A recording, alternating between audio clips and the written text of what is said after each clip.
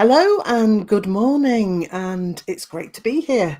I don't imagine many of you will be listening at this time in the morning because I haven't been live for quite a long time. And it's now in 2025. I decided that I was going to commit to that a bit more and say hello to people that I know. It's a great way, actually, for people to get to know me better and for me to interact with them in a different way. So if you're a connection of mine and you're here, welcome. If you're not a connection of mine, then you're equally welcome. If you happen to be watching and listening, then make yourself known, make a comment, ask a question, and I'll do my best to get back to those in the course of what I'm going to say. So, what's it all about then? Well, I've noticed that despite all my posting, people sometimes don't understand what I actually do or what I have to offer. And I have an absolute passion for my work, so I want to share it. So I decided to go live, partly to explain that this morning as well, and to say what's in my heart about what I do so that people can understand better. Well, I work with both speaking and singing voice. So, in broad terms, I provide training, but also personal growth coaching for professional voice users. So, that's anyone who uses their voice to a significant extent in their business. And I help them to build skill and confidence so that they can express what's inside. Now, in terms of speaking, I've recently specialized in helping women in business, and it's my mission here to provide unique speaking. I'll say that again. And it's my mission here to provide unique speaking coaching through a life changing program for women who want to be fully heard or truly heard. They want the confidence to speak out and lead. You'll notice I made a mistake there, and that's fine. Lots of us make mistakes when we're speaking in public, and a live is a bit strange, especially if you can't see anybody engaging yet. So if you're there, say hello to me. I'd be very grateful if you could. So let me tell you a bit of my own story. I remember a time when I wasn't so happy about speaking in public. I'd always been a singer, it was in our family. But speaking was different, and I always felt very, very nervous. I mean, I got nervous enough singing, to be honest, but with speaking, it was especially so. And I remember times when I just couldn't speak up or say what I wanted to say, and this went along with me into adulthood. I was always apologizing for myself and holding back, and that really didn't get me very far. Now, in the course of my career, I've done a number of things. I started off as a school teacher, believe it or not, teaching science at a high school, and I did that for about 11 years. And it was in that time that I started to use my music side a bit and my vocal side, and I produced the school show.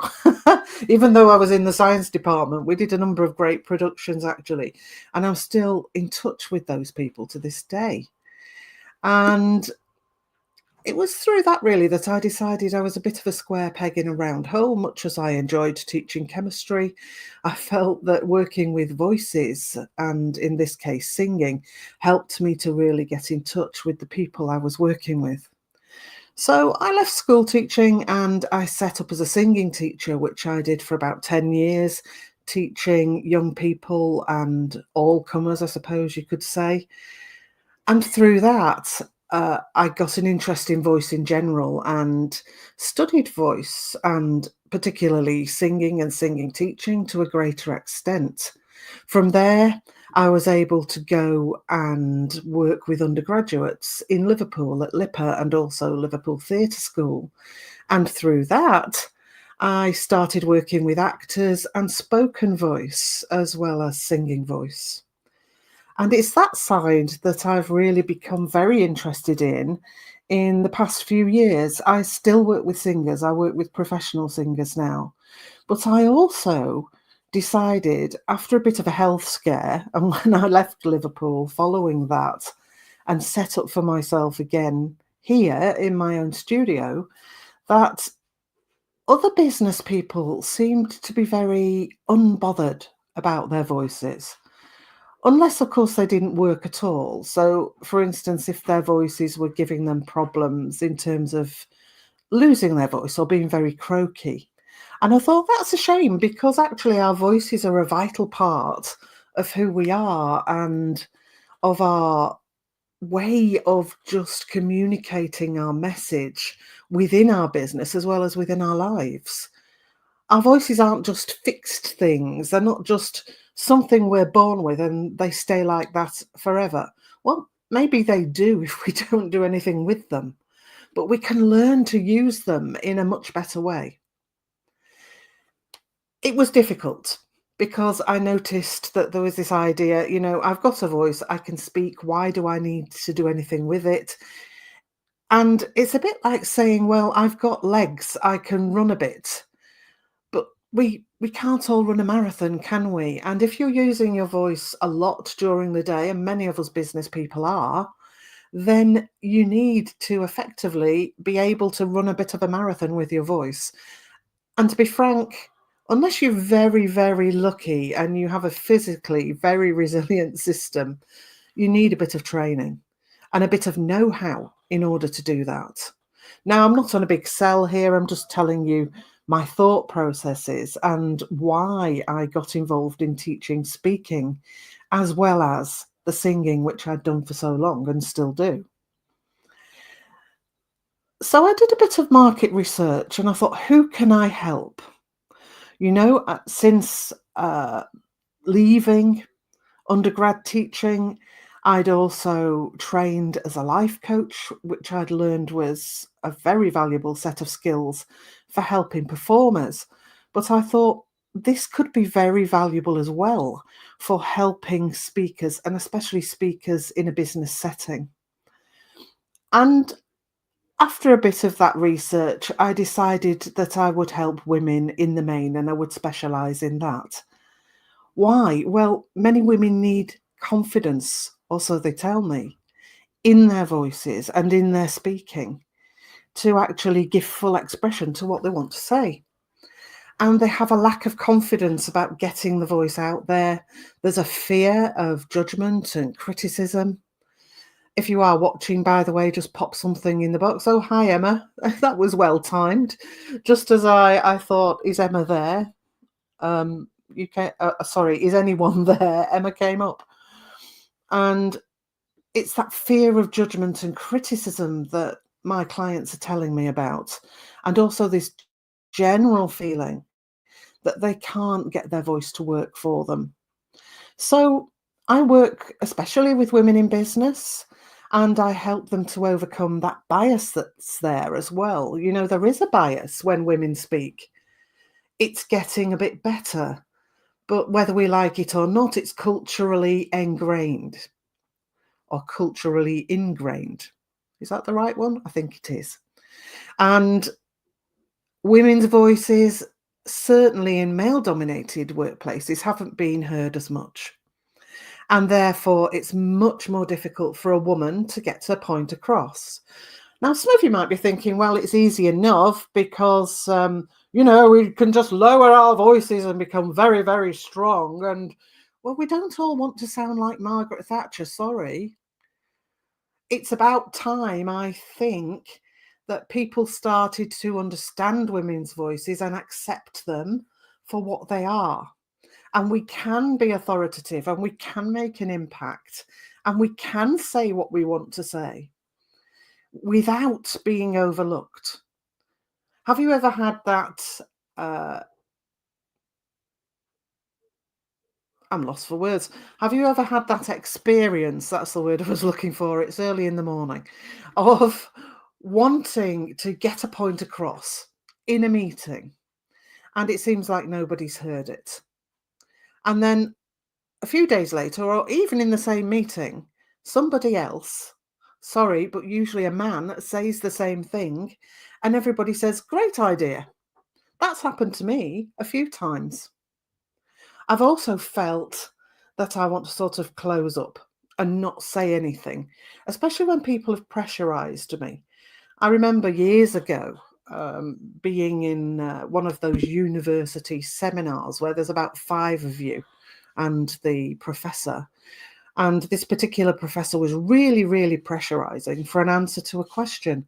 And I got so scared, I didn't know what to say. So I just said nothing. I just clammed up and said nothing. Now, given I was only 18, and I'm a lot older than that now, but that sort of feeling is horrendous and it stays with you. So part of my reason here is to help with all of that and more in a very bespoke way. So I have a pretty unique approach which I've developed over the last couple of years. And it's a blend of professional voice training and also personal growth coaching. Personal growth coaching, that sounds a bit scary. It's not. It's about filling in the missing link, which is helping people with their self-belief and their positive self-perception. And I know Emma does work around this as well. So if you've got anything interesting to add here, Emma, I'd be quite happy to hear from you. We all need to support each other in this because it takes more than one person to spread the word on this and to work with it. But I work particularly now according to my own model, and I've been trialing that for the past year or so, and about 13 women have been through my program, or 3 of them are still going through at the moment. And it's very much pinned on an idea of the voice, but the voice isn't one thing. The voice is dependent on a number of things. So it depends on our body. It's a muscular and physical system, but it's not just here. It's parts of our whole body that get involved in connecting and producing that voice. And then our self, who we are as a person, how our nervous system functions, what we believe about ourselves, what our values are. And then the third pillar that I actually pin things on is putting those two things together and applying in different situations according to whoever I'm working with. So I like to work with the person in front of me. So a lot of my work is one-to-one at the moment. Let's see what Emma says. She's saying yes to supporting women speaking up, and they've won their truth through their voice and their communication. Let's embrace our uniqueness as women instead of dulling them down. So true, Emma, and I completely agree with that. We are unique as women. Don't get me wrong, I work with men as well, but it's this particular thing that I'm developing at the moment, and it's something I'm very, very passionate and interested in. So I have my own model and this unique approach. So what's the impact? I've been delighted with the impact, really. I've worked with a number of women, as I've said, over the past couple of years. And, they range from somebody who was told she was the weakest link, and this is someone in a very high position, and became so upset. It was all about speaking. You're the weakest link at presentations, that she was almost unable to carry on. And we worked through that. We worked with some vocal technique. We worked with self-belief and values. And she was not only able to carry on, but was able to recognize the toxic environment she was working in, really, and how it was no good for her and her life, and was able to move on from there and do something else.